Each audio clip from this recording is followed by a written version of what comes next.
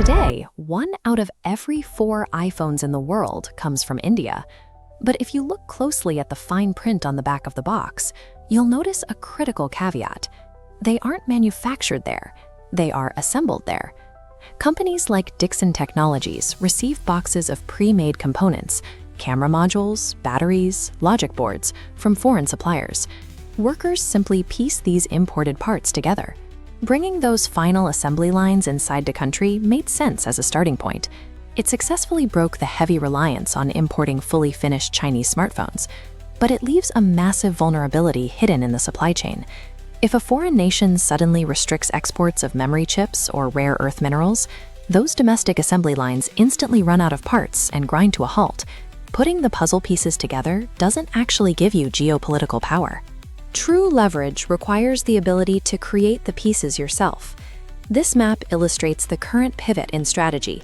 Instead of relying on a sprawling global supply chain, 29 new national projects have been launched to build smaller electronic components locally. Tech giants are adjusting to this push. Samsung, for example, is actively setting up facilities to manufacture the actual OLED and LCD screen modules within India's borders, bypassing the need to ship them in from overseas. And the transition reaches entirely down to the raw materials. A new initiative is currently underway to mine and produce rare earth permanent magnets domestically. Producing those specific magnets locally is crucial because they power electric vehicle motors. If you make them at home, you shield your growing domestic EV industry from foreign supply chain shocks.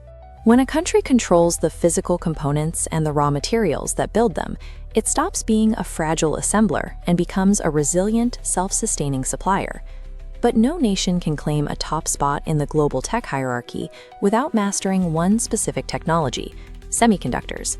They are the foundation of every modern electronic device. The entry point into this space is called OSAT, Outsourced Semiconductor Assembly and Test. It's essentially a highly advanced form of packaging, which is exactly what Micron is doing at their new plant in Gujarat. Micron's objective here is to import pre-made silicon wafers, package them into finished chips, and eventually handle up to 10% of the global DRAM memory supply. While valuable, packaging is still just assembly. True semiconductor fabrication, often called a fab, is the incredibly difficult act of engineering the blank silicon wafer entirely from scratch. That is the goal of Tata's new Dalera plant.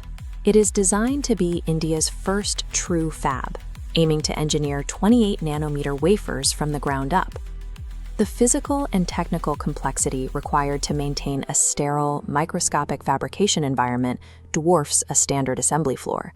The air has to be completely devoid of dust, and the machinery operates on the atomic scale. It's an immense leap in difficulty, but mastering that leap from packaging chips to fabricating them is exactly how a nation evolves from a tech participant into a tech creator. This push for physical control is also being applied to the energy sector, specifically regarding electric vehicles.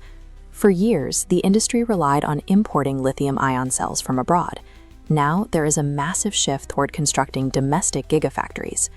Major domestic players like Tata, Reliance, and Ola are racing to manufacture battery technologies, like NMC and LFP cells, entirely locally. By owning the physical pipeline for battery manufacturing, a country guarantees its own energy sovereignty for the next generation of transportation.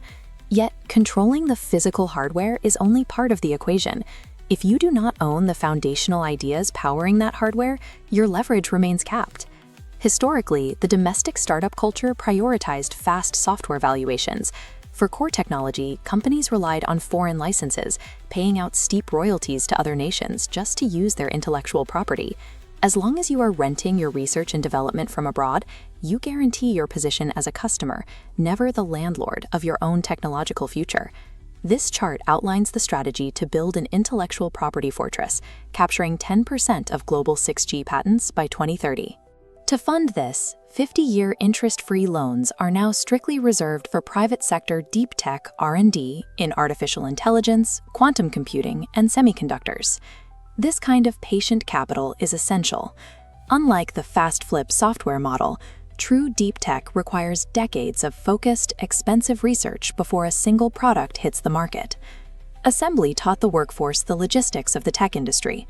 Manufacturing the physical components will secure economic independence, but inventing the foundational R&D is the final necessary step to truly stand as a global tech giant.